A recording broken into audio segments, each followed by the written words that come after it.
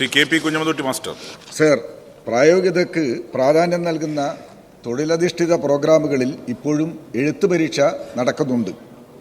അത്തരം പ്രോഗ്രാമുകളിലെ ചില കോഴ്സുകളിലെങ്കിലും പ്രായോഗിക തലത്തിൽ വിദ്യാർത്ഥികൾ ആർജിച്ച കഴിവുകൾ പരിശോധിക്കുന്ന തരത്തിൽ പരീക്ഷ നടത്തുന്നത് പരിഗണിക്കാമോ?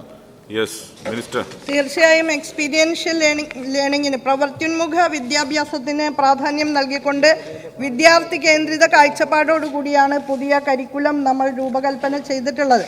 അതിൻ്റെ ഭാഗമായി പരീക്ഷകളും ആ നിലയിൽ ഔട്ട്കം ബേസ്ഡ് ആയിട്ട് തന്നെയാണ് നടക്കുന്നത്. നിശ്ചിത ശതമാനം പ്രാക്ടിക്കൽ പരീക്ഷകളും നടത്തി വരുന്നുണ്ട്. പൂർണ്ണമായും പ്രായോഗികതയ്ക്ക് പ്രാധാന്യമുള്ള കോഴ്സുകൾക്ക് ആ രീതിയിൽ തന്നെയാണ് പരീക്ഷ നടത്തുക. അതുപോലെ പ്രൊജക്റ്റ് പോലുള്ള കാര്യങ്ങളും പഠനവുമായി ബന്ധപ്പെട്ട് മുന്നോട്ട് കൊണ്ടുപോകേണ്ടതുണ്ട്.